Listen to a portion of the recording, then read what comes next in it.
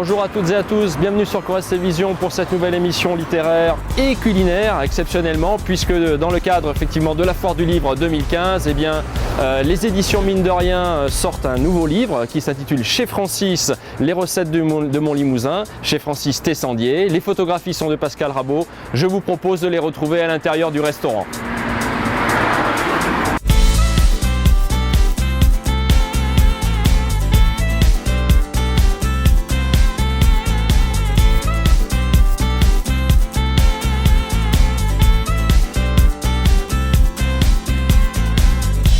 On se retrouve chez Francis en compagnie du photographe Pascal Rabot. Bonjour messieurs. Bonjour. Bonjour Patrick. Alors, nous sommes là pour ce livre qui est en plein dans l'actualité de la Foire du Livre, puisque la foire est imminente et vous sortez donc aux éditions Mine de Rien ce livre Chez Francis, les recettes de mon Limousin, avec une préface de votre ami que vous connaissez depuis très longtemps, Francis Jean-Luc Petit-Renaud. Dans la préface qu'il vous consacre et qu'il consacre à ce livre, il dit que vous êtes un gardien de la mémoire régionale.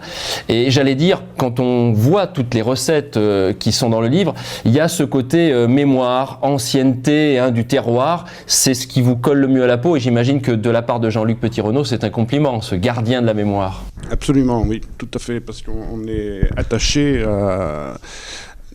d'une part à la mémoire, mais aussi à valoriser les produits de la région, puisque ce livre, c'est pas une encyclopédie de la cuisine limousine. On n'y retrouvera pas toutes les grandes recettes classiques, il y en a certaines, mais c'est surtout de s'être attaché à choisir que des produits de la région et à travers tous ces produits, de valoriser aussi les gens qui sont derrière et qui les produisent. Et c'est ça qui nous intéresse. Et effectivement, il y a une grande part de tradition, après qu'on peut moderniser bien sûr, mais à la base, c'est la tradition qui compte.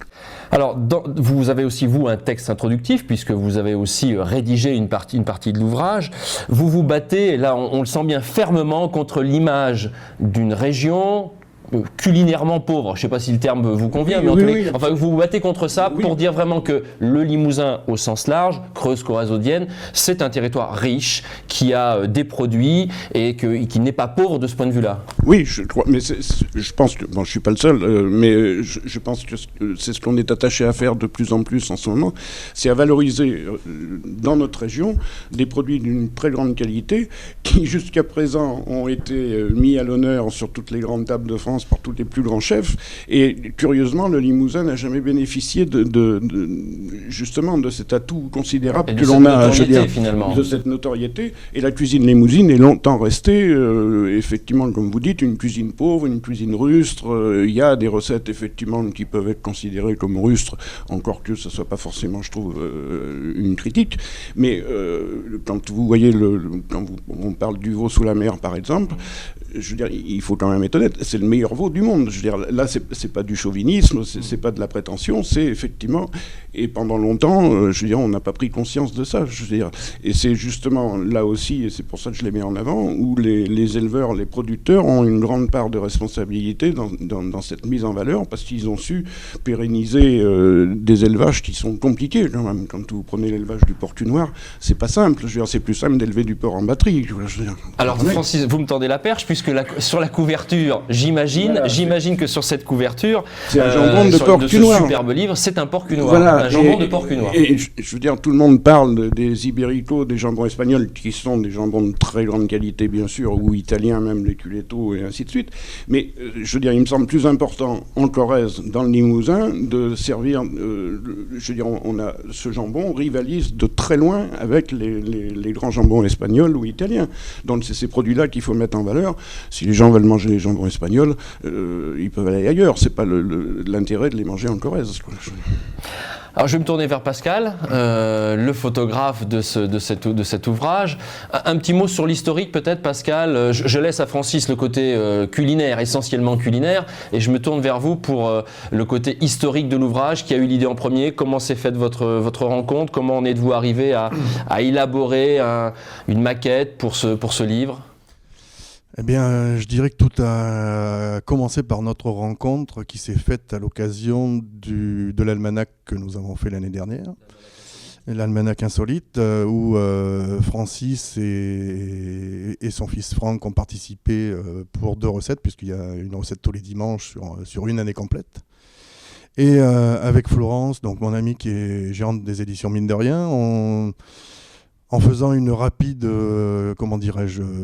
recherche bibliographique, on s'est rendu compte qu'il y avait très peu, voire pas du tout, de ce qu'on appelle dans le jargon des libraires des beaux livres sur les recettes du Limousin, c'est-à-dire photo et texte avec un beau format, un livre cartonné, ainsi de suite. S'il y en a eu un, il y a vraiment très longtemps. Donc, en ayant sympathisé avec Francis et Franck à l'occasion de cet almanach, on lui a fait cette proposition. C'est un travail de très longue haleine avec Francis pour venir en cuisine. C'est 18 mois, c'est plus que... Si je ne me trompe pas, on a dû mettre 6 mois, 6-8 dans ces eaux-là, quoi. Mais avec la contrainte, bien évidemment, comme vous devez vous en douter, de l'ouverture du restaurant. Donc, la plupart du temps, la quasi-totalité des recettes ont été réalisées le lundi matin, jour de fermeture. D'accord. Alors, je reviens vers vous Francis. En lisant chacune de vos recettes, puisque je le précise, il y a 13 entrées, si je ne me trompe pas, 16 plats et 11 desserts. C'est voilà ce qui compose l'ouvrage. Il y a une histoire. À chaque fois, il y a une histoire. Elle peut être locale, elle peut être familiale, elle peut être une histoire de cuisinier. J'insiste sur le mot cuisinier et non pas chef de cuisine ou chef en cuisine. Et c'est souvent une histoire corrézienne. Vous avez voulu à chaque fois rattacher une de ces recettes à quelque chose qui vous était un peu personnel d'une certaine façon. Oui, personnel ou effectivement comme original, ça peut être une anecdote, ça peut être un peu d'historique sur le produit ou sur l'endroit où il a été produit ou sur le créateur de cette recette et ainsi de suite. Et puis on saurait parler des traditions et tout. Mais c'était une manière, si vous voulez, plutôt que de faire un livre qui soit uniquement un livre de recettes, balancer les recettes comme ça sans aucune introduction.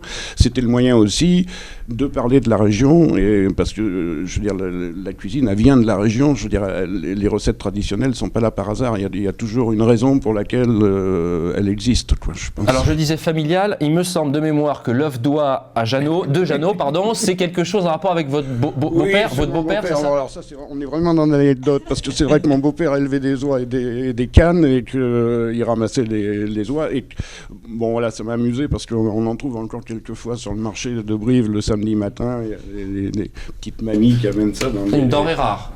Oui, il y en a 2 ou 3 par-ci par-là. Bon, et puis voilà, j'ai trouvé que c'était amusant parce que c'est vrai aussi qu'il faut quand même qu'il y ait un peu d'anecdotes, d'humour. Je veux dire, si on est là pour se prendre au sérieux, ça n'a pas grand intérêt. J'avais bien compris que vous n'étiez effectivement pas là pour ça. J'avais bien compris. Donc là, c'est vrai qu'on n'est pas dans de la cuisine de 3 étoiles Michelin, mais bon, c'est pas ça qui m'intéresse, donc ça tombe très bien, quoi, je veux dire. Bon, alors il y a effectivement ces histoires. Pascal, je reviens vers vous. Il y a quelque chose qui, me semble-t-il, est récurrent dans le livre, c'est que vous commencez presque toutes les recettes, en photo, j'entends, par 2 photos en noir et blanc. Vous me dites si j'étais suffisamment observateur.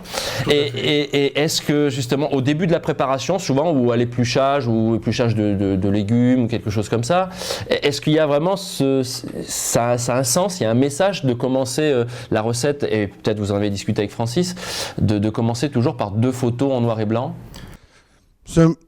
Francis disait à l'instant qu'on n'était pas là pour pleurer, on était plus là pour s'amuser. Donc, je pense que c'est un petit clin d'œil parce que Francis aime beaucoup la photographie également.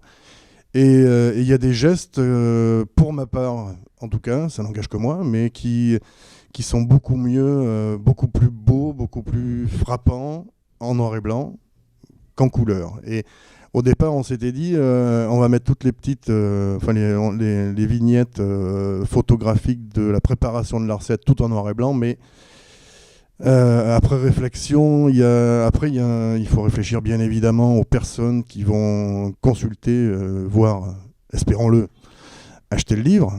Et donc voilà, c'est ces 2 petites photos qui sont, je pense, j'ai choisi celles qui, les contre-jours, des choses comme ça, des contrastes bien marqués ou des gestes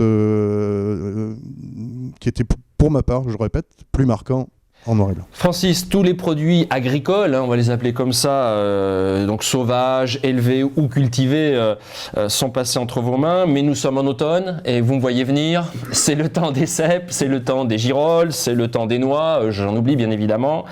Vous êtes aussi, dans ce livre, comme dans votre cuisine, je dirais au quotidien, en symbiose avec la saison, les fruits du moment, les légumes du moment. Ça aussi, c'est votre credo et vous l'avez fait ressortir quand même assez sérieusement dans le livre.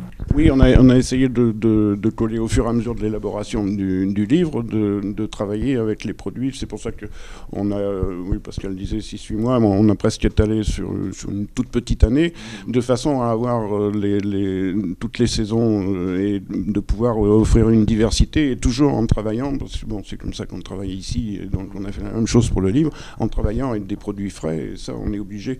Je veux dire, on pouvait pas faire les petits farcis avec les tomates et ainsi de suite au mois de décembre. Je veux dire, c'est toujours possible parce qu'avec l'importation, on a tout ce qu'on veut, mais ça n'a pas le même intérêt. Je veux dire, l'intérêt, c'était toujours de mettre et puis en plus. Et on parlera de vos amis producteurs. Oui, non, mais c'est ça, parce qu'il faut aussi, je veux dire, il faut que les gens puissent se retrouver et retrouver les produits qu'on a mis en valeur. Je veux dire, tout ça, c'est pas du baratin, quoi. Ça existe véritablement. Si les gens vont sur le marché, ils trouveront les mêmes choses, quoi, je veux dire. Et le marché, pour moi, quelque chose, ça fait 25 ans que je le défends, et je continuerai. On en reviendra tout à l'heure. Les marchés, il y a Brassens, Thiers...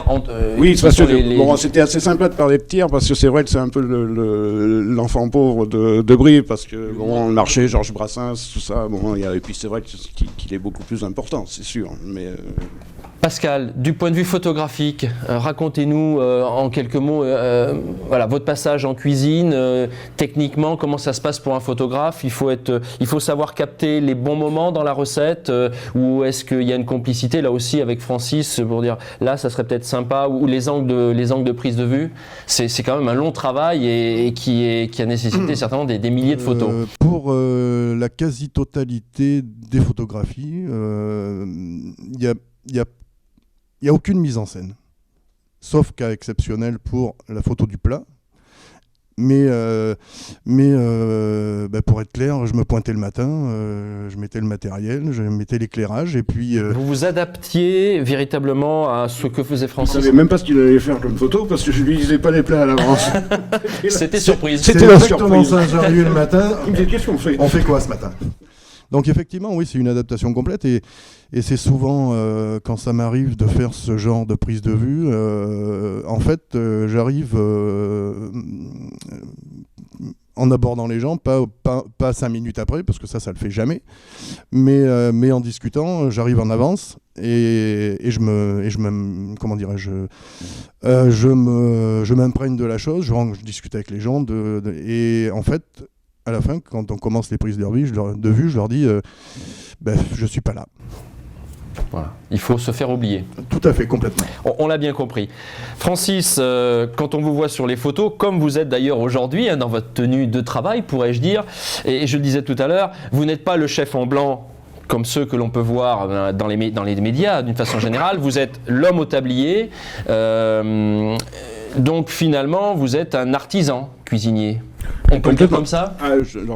Si je suis un bon artisan, j'en suis très satisfait, absolument. C'est l'idée de la maison, parce que, vous avez pu le comprendre, c'est pas un endroit où on se prend au sérieux. Je pense que ce que les gens viennent chercher ici, c'est effectivement la qualité de la cuisine, si tant est qu'elle soit de qualité, mais aussi, je veux dire, une ambiance et une atmosphère, et voilà, on n'est pas du tout dans le genre compassé et machin. Alors il y a des gens effectivement à qui ça ne plaît pas, mais comme on ne peut pas plaire à tout le monde.